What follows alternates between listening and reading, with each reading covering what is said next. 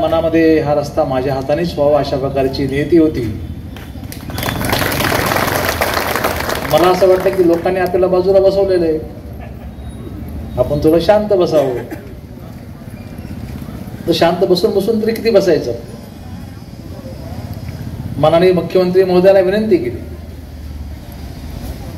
त्यांना सांगितलं की बाबा असा असा रस्ता आहे, तो फार वर्षाचा मागणी आहे. त्याने माझ्या समोर सांगितलं की तुला कार्यकर्त्यासाठी काम पाहिजे का तुला लोकांसाठी. मुख्यमंत्र्यांना नाही आवडलं. कदाचित या रस्त्याला मी 3 कोटी दिले, 10-10 लाखाचे मी तुकडे केले असते तर 30 तुकडे झाले असते आणि 30 कार्यकर्ते माझे खुश झाले असते. परंतु मला कल्पना आहे या भागातला 40,000चा जनसमुदाय या रस्त्यावरून तू जाणार आहे. 10-10 लाखामध्ये 30 कार्यकर्ते खुश, ही गोष्ट खरी आहे. परंतु या भागातल्या व्यापाऱ्यापासून, या भागातल्या सर्वसामान्य माणसापासून, गोरगरिबा कामगारापासून, तरुण मुलापासून तर वृद्धापर्यंत ही आशीर्वाद मला निश्चितपणे हा रस्ता केल्यानंतर या ठिकाणी मिळणार आहेत.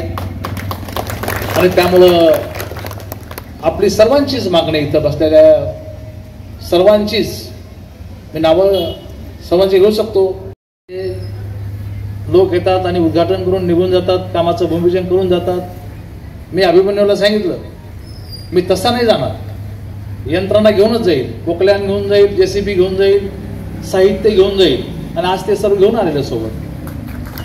तुम्ही मागं वळून पाहू शकता, पोकल्यान उभा आहे, JCB उभा आहे, सर्व उभा आहे.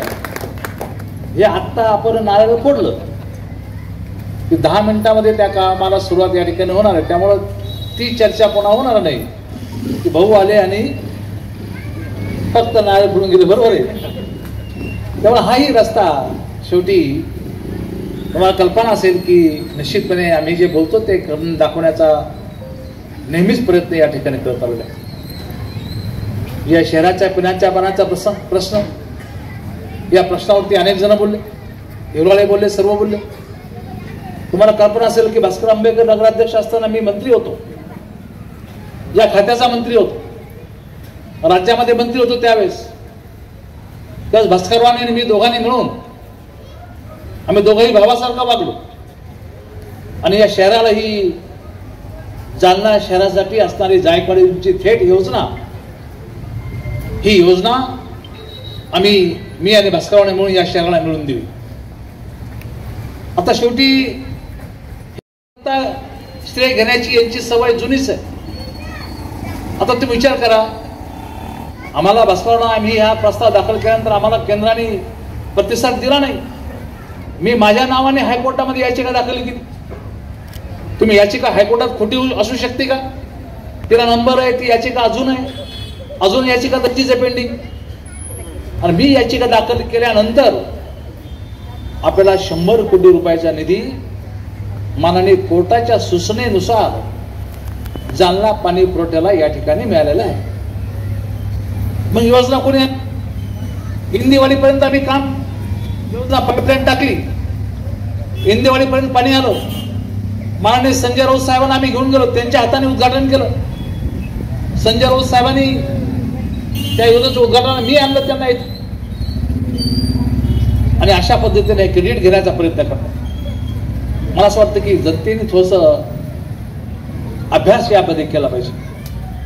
आता राज्य सरकारच्या योजना आहेत. आता लाडकी बहीण योजना राज्य सरकारची. मग या योजने संदर्भामध्ये त्यांनी अगोदर टीका केली की ही बोगस योजना आहे, खोटी योजना आहे. अरे खोटी योजना आहे तर मग आता बोर्ड कोण लावला गावामध्ये फॉर्म भरा म्हणून? आम्ही करायला लागलो ना, आम्ही करायला लागलो. तुम्हाला एक विनंती आहे, ते माझे सर्व सैनिक, माझे सर्व सहकारी लाडक्या बहीण योजनेचे फॉर्म भरायला लागलेले आहेत.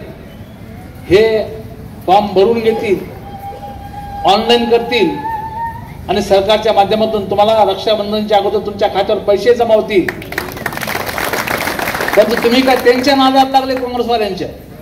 ते फॉर्म तर तुमचे भरून घेतील, पण सरकारपर्यंत देऊन देणारच नाही ते फॉर्म. सरकारला बदनाम करण्यासाठी फॉर्म भरले आम्ही, पण सरकारने पैसे दिलेच नाहीत. त्यामुळे त्यांच्या नादाला लागू नका. आमचे जे अधिकृत लोक आहेत, शासनाने नेमलेले जे लोक आहेत, आम्ही जे लोक नेमलेत, या लोकांच्या माध्यमातून हे फॉर्म भरा आणि सर्व लाडक्या बहिणीला निश्चितपणे या संदर्भाने ही योजना या ठिकाणी मिळाली पाहिजे. राज्य सरकार म्हणून राज्यातल्या सरकारने धोरण स्वीकारलं की राज्यातल्या प्रत्येक जिल्ह्यामध्ये मेडिकल कॉलेज झालं पाहिजे.